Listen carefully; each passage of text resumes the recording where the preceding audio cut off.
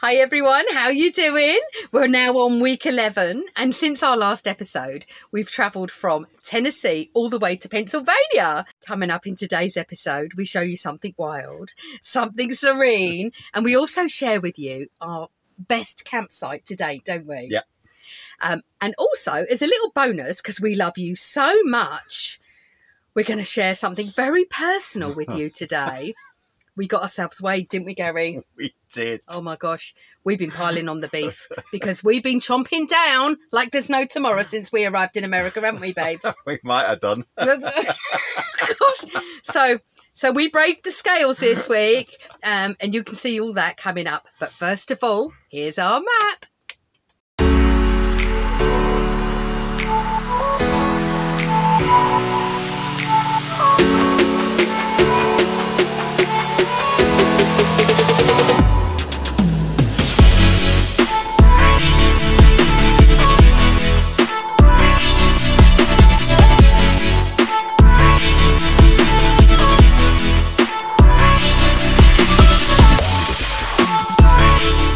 The majority of last week was spent fixing the van. And if you haven't seen that video, we pushed that out last week. It's called How to Fix a Motorhome Bumper for around £50. We'll put the link below this. And actually it did really cost less than £50 for us. Before we left Tennessee, we visited one of the best free activities we've been to. Have a look at this. So we've come to Bluff City in Tennessee and there's this brilliant attraction called Backyard Terrors Dinosaur Park. It's completely free. Come in, there's a few notices. Please do not feed the dinosaurs. That's very important, Gary, so don't even think about it.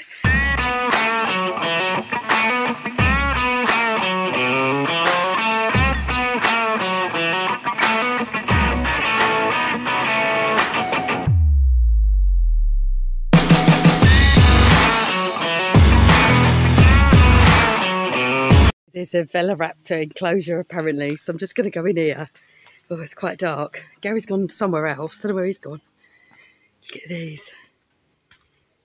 Oh, God. Oh, flipping hell. It was horrible. Oh. It's like all sorts of things. It's really well done. Oh my gosh, look at this. It's like Jurassic. I think it's like all over. There's a workshop area there. Pardon our dust while we prevent extinction. I just think this is... Whoever's done this absolutely loves dinosaurs. Walking around the dinosaur trails, but I think we're actually a bit lost. We can't believe it, can we? It's great, isn't it? It's absolutely magnificent.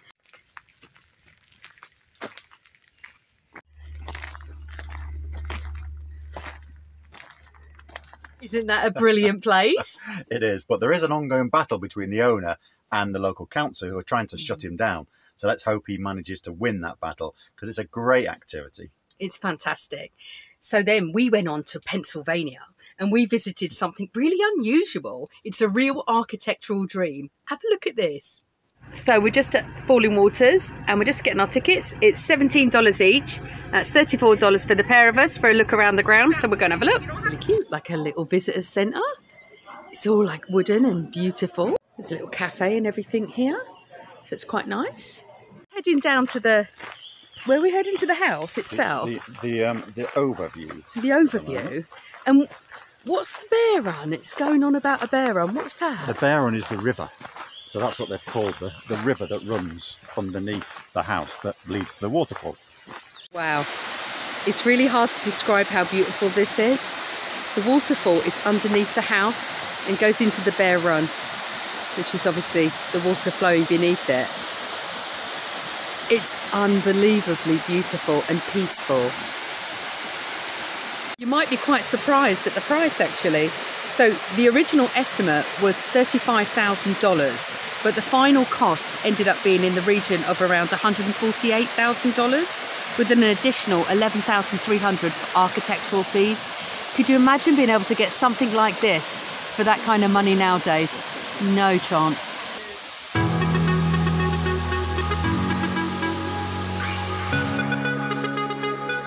Check out that statue. Looks like me, babe, in the morning. Oh, Look at the bear run. Oh, it's beautiful.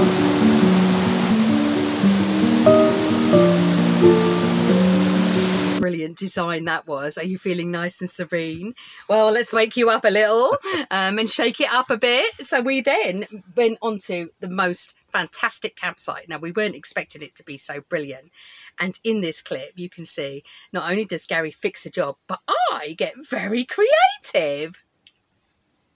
Oh, this is really beautiful. So we're just coming into where Kellettville campground is. There's a lovely river there. It's just over there, isn't it? Just parked up at Kellettville, and it is a very rustic site, and we are over the moon because we're right at the end, and I booked it right at the end. I saw the picture online, but look, we're right by the river. There's a load of spare wood here. Gary's looking at the wood now for the fire. See where we're parked? Now, there's a little pavilion bit there and a couple of barbecues, which is great because we're chucking the barbecue on in a minute and having a couple of drinks. I cannot wait. But look, there is nobody near us for ages. And the nearest pitch is a little bit over there, but there's no reserve sign on it. Honestly, I'm beside myself with glee that there is nothing here. It's just perfect, isn't it, Bab? It is fantastic. And for the first night in I don't know how many nights, we're level, aren't we? We are absolutely spot on. Oh gosh, my back's already doing a bit of a flip. It's so excited. And what are you getting out now? The stabilisers. So he's just going to put the stabilisers on. I'm a little bit excited, so I'm going to show you around a bit. This is my idea of heaven, in the middle of nowhere almost. Lovely river frontage. Look, a bit of a woodland, so we can do a little bit of walking as well. We've got a fire pit. It looks a bit of a state, but you wait till that fire's going later. It's going to be amazing. And then there's a couple of barbecues on there. And there's a hook there to do a bit of washing if we wanted to. Oh my gosh. How lucky are we? The great things about stopping in a site and there's no one around is that you can get a few jobs done.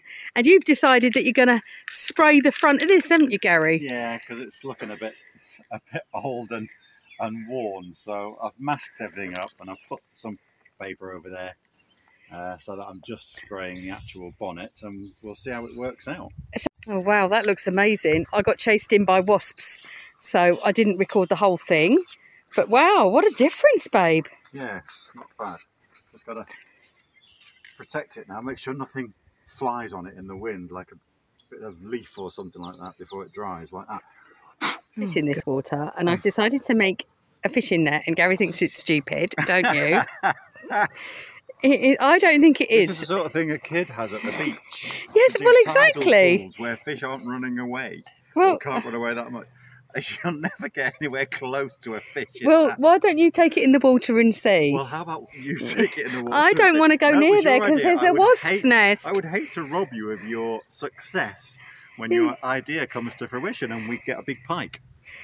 I don't want a pike. They don't. Okay. I don't think they're very nice, are they? A big mouth bass.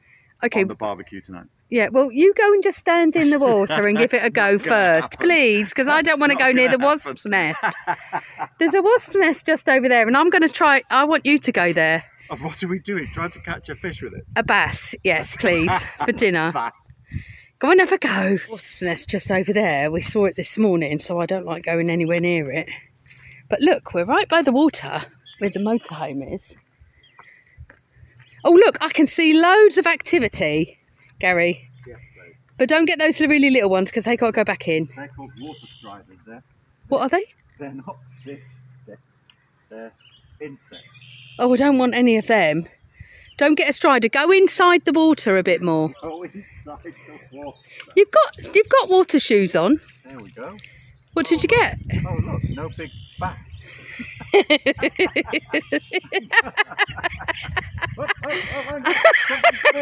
Oh, very funny. Hey! Oh yeah, it was just water. Yeah, but the thing is with you, Gary, you're not even trying. Go in the middle. Go in the middle. And hold the net open. I go in the middle. Look, I forgot to defrost anything, so if you manage to catch a fish, that would be amazing. But we'll only take what we'll eat, babes. So if you're going to get a sea bass, we'll do nicely, thank you. Catch and release policy. What? Might be a catch and release. There isn't a catch and release policy. It would have said it on the sign. Well, there will be if it's a snake. Oh, don't get a snake. Why not? Good eating. Some of the snakes. Nope, nope. I don't even. If you see any snakes come out of that water. Oh gosh, now I'm worried about you getting a snake. Don't go much deeper, babes, because just in case it gets really deep. Yeah, but if it does, all of a sudden. I'll tell you something, it's crystal clear. Is it? Yeah. Gary's fishing with my homemade net. I've got a feeling my fishing net's not going to work, but I'll keep him busy for half an hour. So my wildlife expert has come close to shore, and I've asked him to look at what I thought was bear prints, and I'm not an expert. And you reckon they are, don't you? They are, yeah. That's what I was saying. Yeah. They're really close to Wild Wagon, which is just there between the trees. Okay. Yeah, So there's the claw. It's heavy in, but there's also big claws at the end of the toes. Yeah. So that has to be bear. Loved that campsite, didn't we, Babs? Yeah, it was great. It was brilliant. Oh gosh, so the moment has come. I've been dreading this. We're going to share a very personal moment while we were still where were we, in Tennessee, weren't we? In Tennessee, yes. So we came across a really unusual bean factory. Who knew? But inside of there was an ability to weigh yourself. So we braved the scales, didn't we, Babs? We did. Oh, check this out.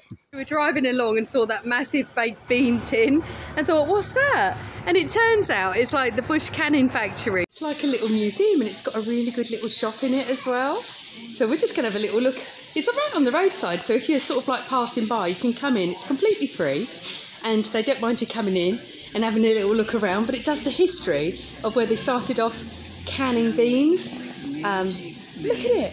It's really interesting. It's brilliant. Big, massive bean. How brilliant this is. So you can weigh yourself in beans, and the bush beans truck weighs, what's that, 2 million? 4.5 million. Right, okay, Gary's going to get on it. Let's see, drum roll please. Gary, could you get on the scales? Let's see how much you weigh in beans. Oh, that's quite light, babes. 189,200 beans. I quite like that as a weight loss method, do you? Not bad, is it? I don't know if I dare get on. God, now I'm going to have to jump on it. Now, I haven't weighed myself since we come away. It's been 2 months, and I know I've put on a bit of weight, so I'm dreading this. So let's see how much I'm weighing on the scales. What was I, about 140? You were not 140. I was. No, you weren't, Gary. So I'm 160, 800. Oh gosh, I think I'm about 40,000. Like, beans too many. Babe, we need to cut down. You know, we've got to get some bean off. So needless to say, we now need to get a little bit of bean off, don't we, babes? Right. Oh, my goodness. But it won't be this week, because this week it will be my birthday. Yep. I will be the big 5'4". So we're heading to Canada, and we're going to spend my birthday in Niagara. Something that we both really fancy doing, don't we? Yeah. That's what's coming up in next week's show. So if you haven't hit that subscribe, give it a push. If you haven't rung that bell, give it a ding-a-ling. Have a fantastic week, everyone. Whatever you do, look after yourselves. We'll see you next time. Love you loads. Take care. Bye.